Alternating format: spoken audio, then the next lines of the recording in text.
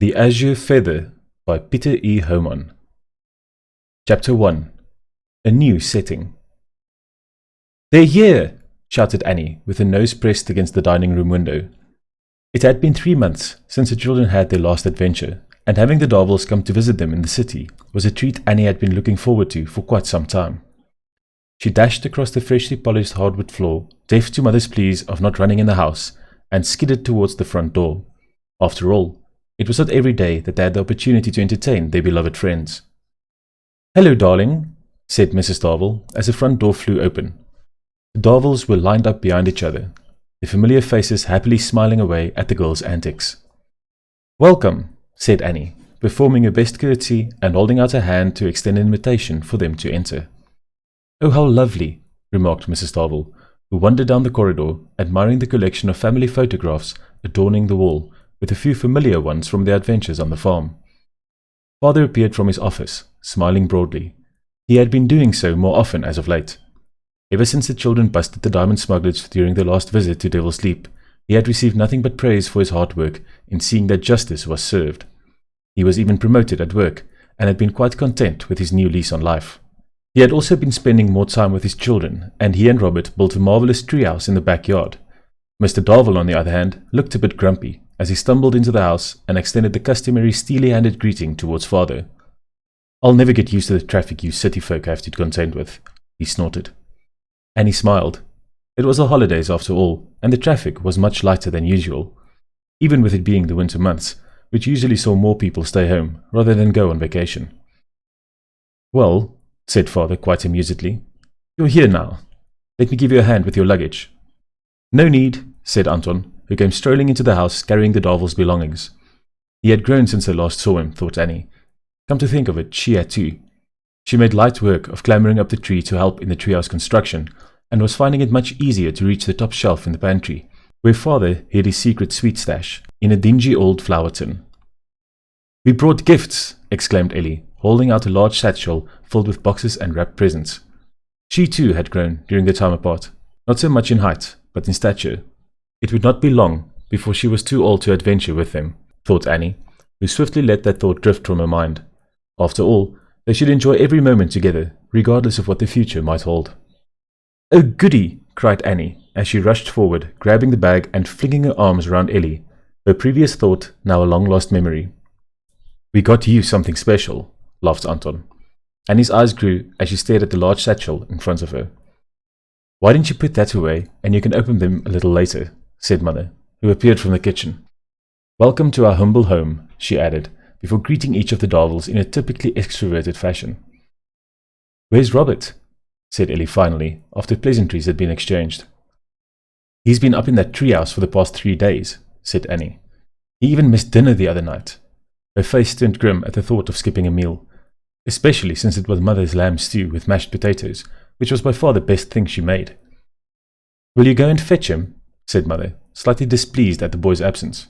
"We'll go with you," replied Ellie, happy to surprise him.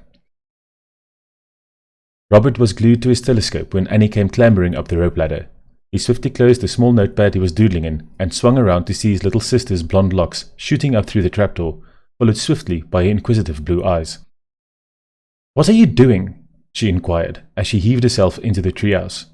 "Don't you know that our guests have arrived?" "I know," Robert mumbled before neatening his collar.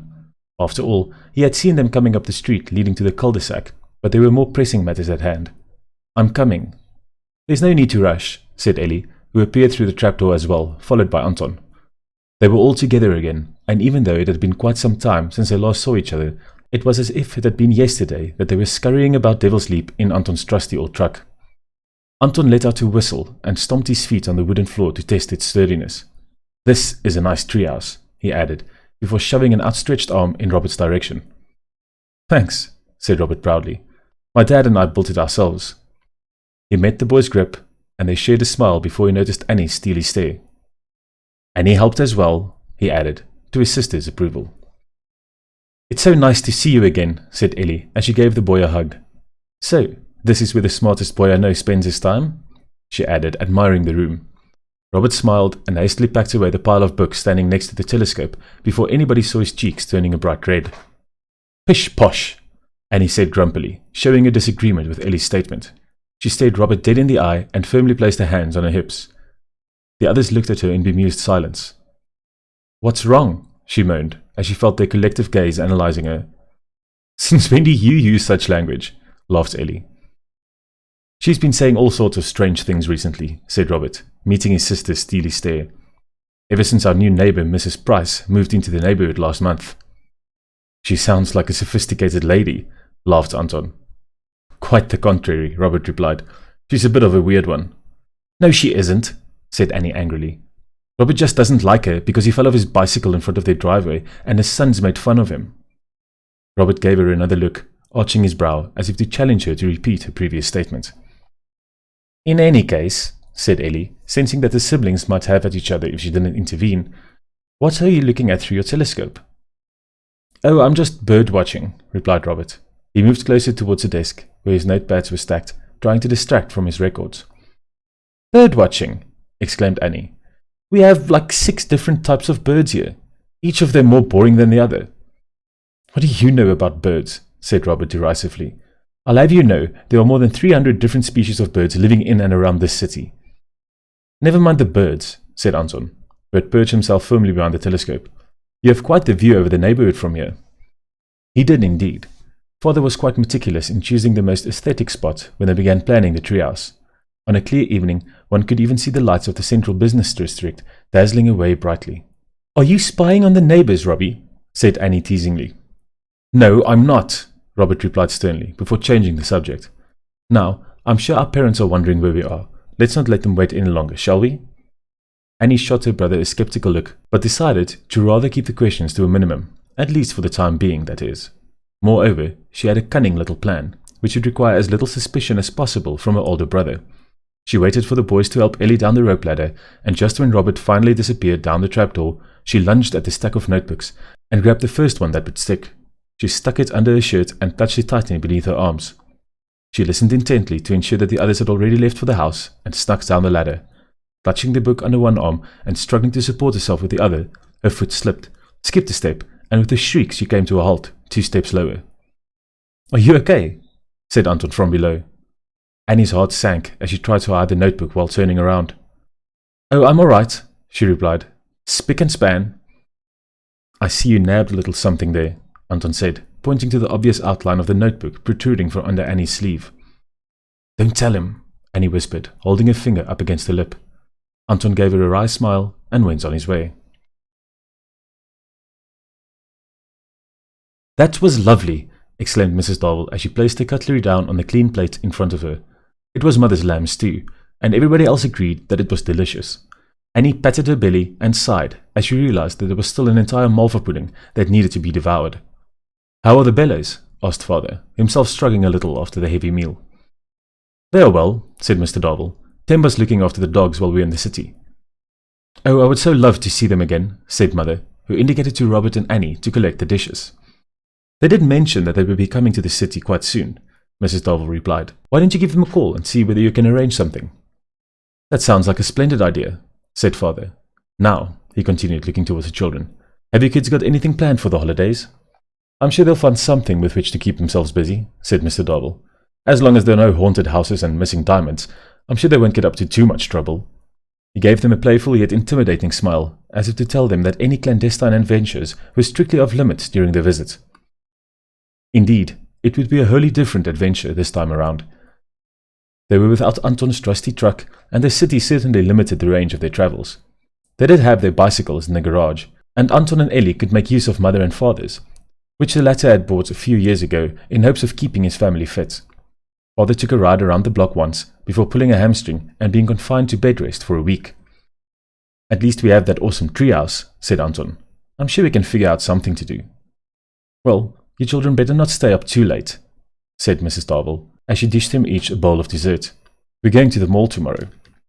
This statement brought on a collective sigh, save for Mother and Ellie, who were quite excited about the prospect of spending the better half of the next day scurrying around the shops and trying on clothes. "Do we really have to go?" Annie whispered, leaning towards her brother. She despised the shops. Walking endlessly, trying on clothes, less than half of which would be bought at the end of the day. It was maddeningly boring. I don't think we can get out of it, Robert replied, looking at the rather despondent-looking Anton, who spooned at his dessert in quiet contemplation. At the very least, you'll be able to visit the toy store. He knew just what to say to cheer up his little sister. Annie's eyes sparkled. This was not for the idea of the toy store, but rather the outdoor equipment dealer next to said store. She had been eyeing a set of climbing hooks for a while, which would certainly come in handy should she encounter a more challenging object to conquer than the large syringa tree in the backyard. And you two are coming along, said Mrs. Darvil, pointing towards Father and Mr. Darvil, who had tried their utmost to remain invisible during the planning of this trip. Oh, I'm sure we don't want to be in the way, now do we? Said Father, seeking confirmation from Mr. Darvil, who was eager to concur. Oh no, of course not, replied the latter. And what about the environment? He stuttered. If one were to look closely enough, one would see a droplet of sweat rolling down his temple. The environment, said Mrs. Darvil skeptically, looking towards Mother in anticipation of some half-hearted excuse. Yes, the environment, Father interjected. We would surely have to take 2 cars to the mall, and that would just be wasteful. Greenhouse gases and all that jazz. Mother and Mrs. Darvil showed a look of amusement and smiled. Robert, Anton, and Annie stared at their fathers in disbelief. The men winked at each other and smiled mockingly, yet playfully, at their kin. Very well, said Mother. Then you two can prepare dinner. We're having slow-braised oxtail with vichyssoise to start and a lovely black cherry clafouti for dessert. The men shared a befuddled look, partly because they did not understand a single word of what Mother had just said, but also because they had planned to play a round of golf while the wives and children were out and about. Father turned to face Robert, who was grinning widely and justly back at his father. Looks like we got the long end of the stick, said Annie, chuffed with her having escaped poultry duty. I don't think that saying works both ways, whispered Robert. Sure it does, Annie replied stubbornly. They have the short end, she added, pointing to Father and Mr. Darvil. That must mean that we have the long end. I'd be careful not to get a hiding from that stick, whatever the length, laughed Anton. Annie merely smiled and tucked her arms under the table. She dreaded going to the mall, but with their great friends there alongside them, it might not be as bad as all that.